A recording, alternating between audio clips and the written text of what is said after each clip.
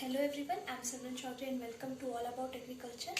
ये soil science का lecture number 3 है। और जैसा कि हमने लास्ट लेक्चर में पढ़ा था कि सॉइल की कुछ प्रॉपर्टीज़ होती हैं, फिजिकल केमिकल प्रॉपर्टीज़ होती हैं, जिस पर डिपेंड करता है कि हमारी डिग्री ऑफ वर्केबिलिटी क्या होगी, हमारा प्रोडक्शन कैसा होगा और हम कौन सी क्रॉप उसमें उगा सकते हैं। तो आज हम उसी में से फिजिकल प्रॉपर्टी ऑफ सॉइल पढ़ेंगे।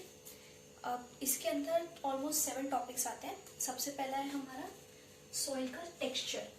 सॉइल का टेक्सचर कैसा है? Texture is a basic property कि उसमें मतलब पत्थर हैं, पेबल्स हैं कि बोल्डर्स हैं, ये सब इसके अंदर हम पढ़ेंगे। सॉइल का स्ट्रक्चर, इसमें हम पढ़ेंगे कि कैसे कैसे सॉइल के स्ट्रक्चर्स होते हैं। वो प्लेट लाइक होता है, नीडल लाइक होता है, या फिर हमारा स्पोरॉइडल होता है। उसमें कैसे कैसे हमारे सैंड स्लिट क्ले होते हैं जो वर्क करते हैं और कौन से फैक्टर्स इनको इफेक्ट करते हैं। फिर हम पढ़ेंगे डेंसिटी। डेंसिटी भी 2 टाइप से, एक पार्टिकल डेंसिटी, एक बल्क डेंसिटी। फिर हम पढ़ेंगे सॉइल की कंसिस्टेंसी। कंसिस्टेंसी में हम कुछ ग्रुप ऑफ प्रॉपर्टीज को कंबाइन करके पढ़ते हैं, जिससे हमारी ड्राई सॉइल और वेट सॉइल में रेजिस्टेंस पावर जो होती है उसको हम इसमें डिटेल में पढ़ते हैं। सरफेस एरिया, कलर, सॉइल का कलर, जैसे अगर डार्क कलर है तो इसका मतलब उसमें ऑर्गेनिक मैटर ज़्यादा है। अगर ग्रीनिश कलर का है तो उसका मतलब उसमें ऑक्सीजन का इनटेक आउटटेक का प्रॉब्लम है। या फिर अगर रेडिश कलर का है तो उसमें मिनरल एटम्स वगैरह जो है, हैवी एलिमेंट वो ज़्यादा क्वांटिटी में है। ये सब पढ़ेंगे। सॉइल की पोरोसिटी। सॉइल की पोरोसिटी से हमें पता चलेगा सॉइल कितनी फाइन है, उसमें टिलेज किस टाइप से होगा, उसकी वाटर होल्डिंग कैपेसिटी कैसी होगी, उसमें कौन सी क्रॉप्स उगाई जा सकती है, कौन सी नहीं उगाई जा सकती है, ये सब। तो अभी हम लोग स्टार्ट करते हैं फर्स्ट वाला सॉइल टेक्सचर से। तो सॉइल टेक्सचर का मतलब क्या है? Soil texture is relative portion of a particle, और हम कह सकते हैं कि ये रिलेटिव परसेंटेज है by weight of 3 particles, that is sand, sand, slit and clay. इसमें क्या होता है, रिलेटिव पोर्शन बताते हैं विद रिस्पेक्ट टू वेट, कि क्या है जिससे हमारा जो सॉइल का टेक्सचर है वो 3 पार्ट्स में बढ़ गया है, सैंड, स्लिट और क्ले। ठीक है, ये जो है सबसे बेसिक प्रॉपर्टी है और इसको अल्टर करना इतना आसान नहीं है। मतलब सॉइल के टेक्सचर को चेंज करना इतना आसान प्रोसेस नहीं है, क्योंकि ये एक बेसिक प्रॉपर्टी है। जैसे होता है ना, cell is the basic unit of life, तो सेल के अंदर भी हम कुछ डिफरेंस करना थोड़ा मुश्किल है। उसी टाइप से कि टेक्सचर जो है वो बेसिक प्रॉपर्टी है सॉइल का, इसको भी अल्टर करना काफी मुश्किल है। अब होता क्या है, पार्टिकल साइज, पार्टिकल जिसका diameter, DM stands for diameter, जो कि लेस देन 2 mm होता है, उसको हम फाइन अर्थ बोलते हैं और उसको हम टेक्सचर डिटरमाइनिंग प्रोसेस में इंक्लूड नहीं करते। ठीक है, जो भी फाइन अर्थ होंगे यानी जिनका डायमीटर लेस देन 2 mm होगा, उनको हम ये टेक्सचर डिटरमाइनिंग प्रोसेस में इंक्लूड नहीं करते हैं और उनको फाइन अर्थ कहते हैं। और फाइन अर्थ के अंदर कौन कौन आता है? Sand, slit and clay. ठीक है, तो फिर हम किसको डिटरमाइनिंग प्रोसेस में यूज करते हैं? तो वो होते हैं gravels, pebbles, cobbles and boulders. ज्यादा इनका नहीं पढ़ना है, बस इनका साइज देख लेना है। जैसे ग्रेवल्स जो है, अब लेस देन 2 तो नहीं इंक्लूड करते हैं, तो ग्रेवल्स कितने होते हैं? 2 से लेके 4 mm के, पेबल्स 4 से लेके 64 mm, कोबल्स 64 से लेके 256 mm और बोल्डर्स मोर देन 256 mm। ठीक है, ये डिटरमाइन करते हैं कि सॉइल हमारा, सॉइल का टेक्सचर कैसा है, उसमें किस टाइप का प्रोसेसेस आगे हमें यूज करना है। ठीक है, अब सॉइल टेक्सचर के बाद अब फाइन अर्थ बोला हमने, 3 टाइप का होता है, सैंड, स्लिट एंड क्ले। उनके बारे में थोड़ा देखते हैं। और होपफुली आपने स्टार्टिंग के वही 3 सेकेंड में स्क्रीनशॉट ले लिया होगा इस पूरे बोर्ड का। और क्योंकि इसका थोड़ा ना, इसमें 7 है तो 7 की प्रॉपर्टीज एक वीडियो में लाएंगे तो आपको भी बोरिंग लगेगा और काफी लंबा लेक्चर भी हो जाएगा, तो इसलिए हम इसको 2 स्लॉट्स में करेंगे। आज टेक्सचर एंड स्ट्रक्चर पढ़ेंगे क्योंकि ये थोड़े से बड़े हैं और इनको जानना ज्यादा इंपॉर्टेंट है, क्योंकि इससे क्वेश्चन बहुत आता है। सॉइल टेक्सचर और स्ट्रक्चर का डिफरेंस आ जाता है, या पर्टिकुलरली इसके ऊपर आ जाएगा, या बताएगा बताओ सैंड, स्लिट, क्ले में क्या डिफरेंस है, इस टाइप से आ जाएगा, या बोलेगा कौन कौन से फैक्टर है जो सॉइल के स्ट्रक्चर को इफेक्ट करते हैं। तो इसमें हम ये सब चीजें पढ़ेंगे इस लेक्चर में। और ये पार्ट 1 होगा, इसका जो पार्ट 2 होगा उसमें ये रेस्ट जो है यहाँ से लेके bulk density, consistency, surface area, colour and porosity, वो नेक्स्ट लेक्चर में कवर करेंगे। क्योंकि ये सब टॉपिक्स बहुत छोटे छोटे हैं, बस मतलब मेनली इनका डिफाइन आना चाहिए और इतने अच्छे से समझ आना चाहिए कि अगर बना के भी लिखना है तो आप लिख सकते हैं। ठीक है, तो आगे हम कंटिन्यू करते हैं। अब सैंड, स्लिट और क्ले को पढ़ते हैं। सबसे पहले हमारा है सैंड। तो सैंड का जो साइज होता है वो 0.05 से लेके 2 mm तक होता है। कितना? 0.05 से लेके 2 mm तक होता है और इसका डायमेंशन बहुत यूनिफॉर्म होता है, मतलब ऐसे नहीं कि शेप होगा, इसका पर्टिकुलर एक यूनिफॉर्म डायमेंशन के साथ लेंथ ब्रेथ हाइट जो भी होता है वो शेप होगा। बताया था कि सॉइल जो है वो 3D पार्टिकल है, तो डायमेंशन में लेंथ ब्रेथ हाइट 3 होगा इसका। ये जो है बहुत ही फाइन पोर्स होते हैं, इसके पोर्स जो है वो बहुत ज्यादा फाइन होते हैं। इसकी वजह से क्या होता है, पोर्स इतने फाइन होते हैं कि इसकी वाटर होल्डिंग कैपेसिटी बहुत कम होती है, इसीलिए इसमें पर्कोलेशन जो है वो काफी ज्यादा होता है और इवेपोरेशन भी। अब पर्कोलेशन क्या है, इवेपोरेशन क्या है, ये आपका सॉइल है, आउटर मोस्ट लेयर, ठीक है, इसमें आपने वाटर चैनल से या ड्रिप इरिगेशन से या खुद ही आपने किसी भी मेथड से वाटर इसमें करा, तो अब जो वाटर का मूवमेंट होगा towards downward deep inside the earth, जैसे जैसे इसका वाटर का मूवमेंट होगा डाउनवर्ड डायरेक्शन में, उसको हम कहते हैं पर्कोलेशन। ठीक है, अब देखो वाटर का मॉलिक्यूल अगर फाइन है तो पानी आराम से नीचे जाने लगेगा, कोई दिक्कत ही नहीं होगा, ठीक है, और वाटर होल्डिंग इसकी कैपेसिटी भी एकदम खराब है, तो इसकी वजह से कोई इस पानी को रोकेगा भी नहीं जाने से, एकदम स्मूथ वे आया पानी और एकदम गिर गया। हम देखते हैं अगर आप सैंड ले लीजिए और सैंड को मतलब एक फिल्टर पेपर, हमने एक्सपेरिमेंट किया होगा 9th 11th क्लासेस में, जब हमें सॉइल की वो केमिकल प्रॉपर्टीज वगैरह पढ़नी थी, 12th में 11th में क्लास में आई प्रैक्टिकल्स केमिस्ट्री में।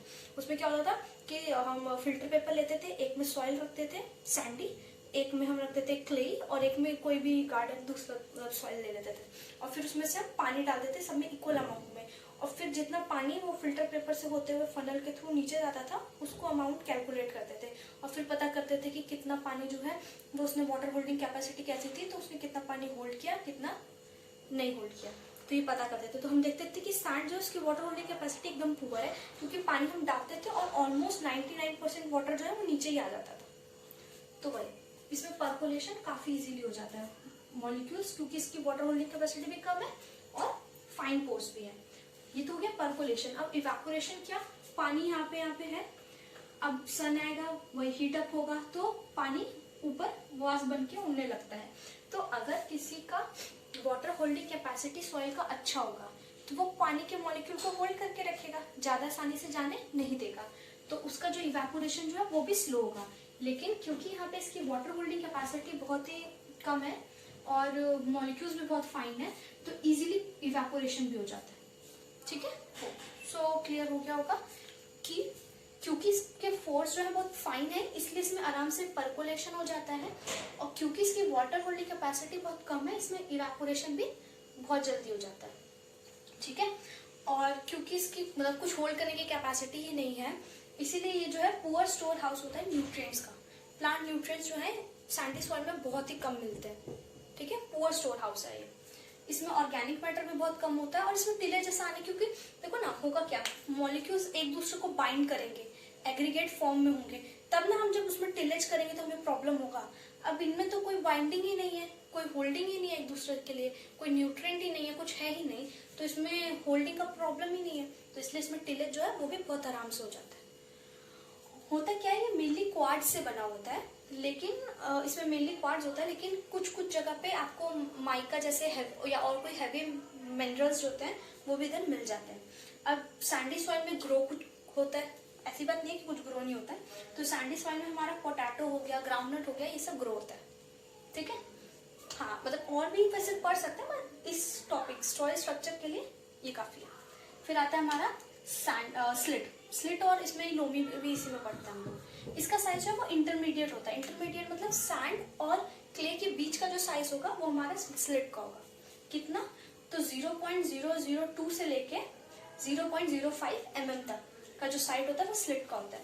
ये बहुत ही स्मॉल साइज के पार्टिकल्स हैं, इसलिए इनका जो सरफेस एरिया वो काफी ज्यादा होता है। ये बात हमने पढ़ी है, हमें पता भी है कि अगर आपके पास एक रॉक है, ठीक है, इतना बड़ा, और इसी को आपने टुकड़ों में कर दिया, ये ऐसे करके, तो सरफेस एरिया जो है वो इस रॉक का कम होगा और ये छोटे छोटे मॉलिक्यूल्स का ज्यादा होगा। ठीक है ना, सरफेस एरिया मतलब क्या, ये मेरा मॉलिक्यूल है तो इसका आउटर जितना भी हम सब कह सकते हैं, इसका जो सरफेस एरिया ये जो आउटर होता है वही होता है सरफेस एरिया, तो वो जो है स्मॉल जितना पार्टिकल होगा उसका उतना ज्यादा होता है। तो वही हमारे स्लिट के साथ कि इसका साइज बहुत स्मॉल है, इसलिए इसका सरफेस एरिया जो है वो काफी ज्यादा है।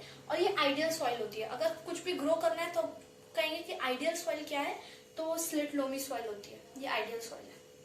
फिर नेक्स्ट है हमारा क्ले। क्ले का साइज मोर देन 0.002 mm होता है, ठीक है। ये जो है ना प्लेट या निडल शेप होता है, ये भी काफी फर्टाइल होता है और इसमें न्यूट्रिएंट कंटेंट बहुत ज्यादा होता है। इसकी जो है ना वाटर होल्डिंग कैपेसिटी बहुत अच्छी होती है, तो इसमें इवैपोरेशन क्या है बहुत कम होगा और पर्कोलेशन भी बहुत कम होगा, क्योंकि वाटर मॉलिक्यूल्स उसमें हमने देखा था ऐसे था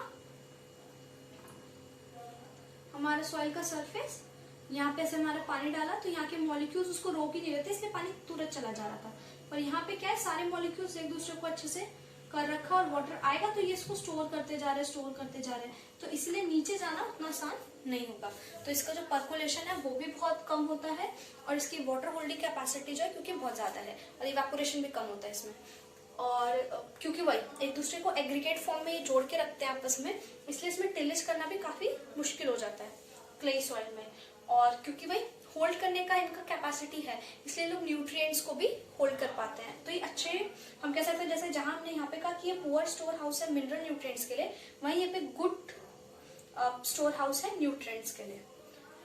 इसमें क्या उगता है, तो इसमें हमारा राइस और जूट उगता है, ठीक है। ये था सॉइल टेक्सचर, होपफुली आपको सब समझ आ गया होगा। और जब आप लिखने जाएंगे तो अगर आपको कुछ वर्ड जैसे कि परसेंटेज बाय वेट लिखाइए, WTG इज वेट। और यहाँ पे इसका मैंने जो ये बनाया इसका क्या मतलब है कि पार्टिकल ये डायमीटर है, DAIM मीटर लगा देना।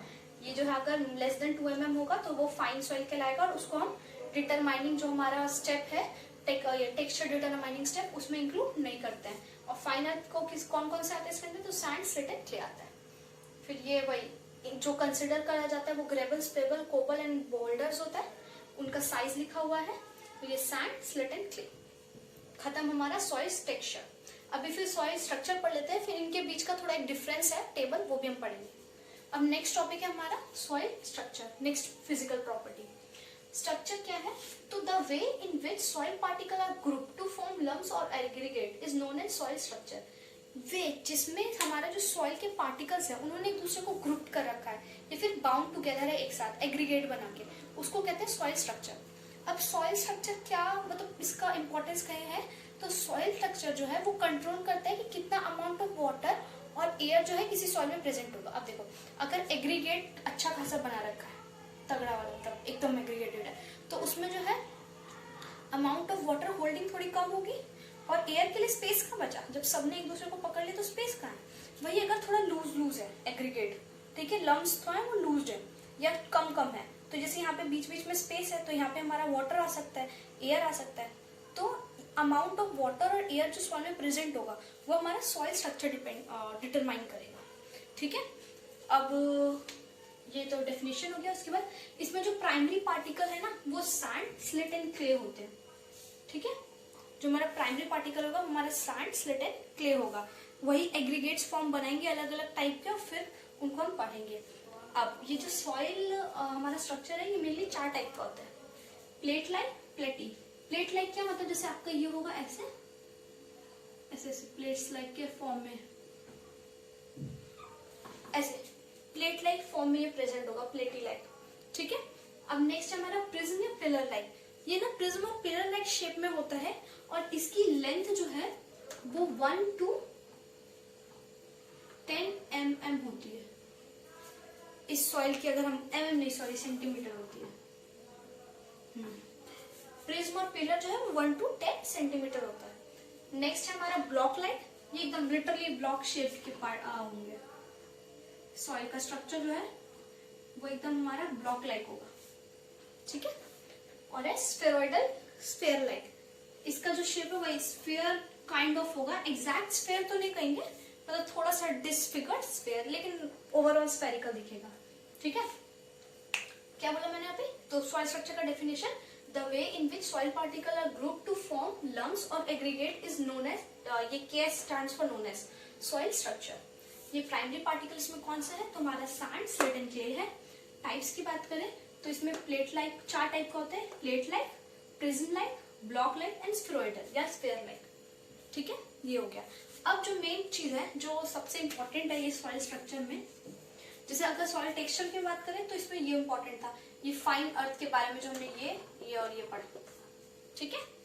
और अगर हम फैक्टर अफेक्टिंग सॉइल स्ट्रक्चर की बात करें तो ये सबसे ज्यादा इंपॉर्टेंट है इन सॉइल स्ट्रक्चर टॉपिक। तो कौन कौन से फैक्टर होते हैं? सबसे पहला फैक्टर है हमारा क्लाइमेट। देखो क्लाइमेट क्या है, क्लाइमेट इफेक्ट करता है कि किस डिग्री का एग्रीगेट बनेगा और किस टाइप का एग्रीगेट बनेगा। जैसे कि अगर आपका एरिड रीजन है तो उसमें एग्रीगेट जो है वो बहुत कम बनता है, और वहीं अगर आपका सेमी एरिड रीजन है तो उसमें डिग्री ऑफ एग्रीगेट जो है वो ज्यादा होगा, ठीक है। नेक्स्ट है ऑर्गेनिक मैटर, यहाँ मैं लिख देती हूँ। अगर आपका एरिड है, एरिड रीजन है, तो डिग्री जो है एग्रीगेट का वो ज्यादा होगा, और सेमी एरिड में डिग्री ऑफ एग्रीगेट, DOA लिखा है, डिग्री ऑफ एग्रीगेट, वो सॉरी अगर एरिड है तो डिग्री ऑफ एग्रीगेट कम होगा, और अगर सेमी एरिड है तो डिग्री ऑफ एग्रीगेट ज्यादा होगा, ठीक है। उसके बाद नेक्स्ट टॉपिक है हमारा organic matter. OM stands for organic matter. तो ऑर्गेनिक मैटर जो है वो इम्प्रूव करता है structure of sandy soil as well as clay soil, ठीक है। ऑर्गेनिक मैटर जो है वो इम्प्रूव करता है कि आपका स्ट्रक्चर का जो उसका ऑर्गेनिक और क्ले होगा उसका स्ट्रक्चर कैसा होगा, उसकी इम्प्रूवमेंट करता है, ठीक है। बस इसमें इतना ही है कि आपका सैंडी और क्ले सॉइल का जो इम्प्रूवमेंट है स्ट्रक्चर में वो कौन करता है, तो ऑर्गेनिक मैटर करता है। जितना ज्यादा आपका ऑर्गेनिक मैटर होगा उतना ज्यादा इम्प्रूवमेंट होगी आपके सॉइल के स्ट्रक्चर में। मैं बना देती हूँ, ऑर्गेनिक मैटर जितना ज्यादा होगा उतना ज्यादा सॉइल का स्ट्रक्चर इम्प्रूव होगा, ठीक है। टिलेज, अब देखो जितना ज्यादा टिलेज करेंगे आपका जो एग्रीगेटेड फॉर्म में सॉइल है वो उतना ज्यादा ब्रेक डाउन होगा, ठीक है। उतना ज्यादा ब्रेक डाउन होगा उतना ज्यादा सॉइल का फर्टिलिटी बढ़ेगा, और उतना आप डिटरमाइन कर सकते हैं कि कौन सी क्रॉप वहां पे उगने वाली है, ठीक है। नेक्स्ट है प्लांट्स एंड रूट्स रेसिड्यू। होता क्या है, जो रूट्स होते हैं वो डीप जाते हैं सॉइल में, है ना, और जाते हैं और वो क्या करते हैं, जो सॉइल के पार्टिकल्स है उनको क्लिंग टुगेदर करते हैं।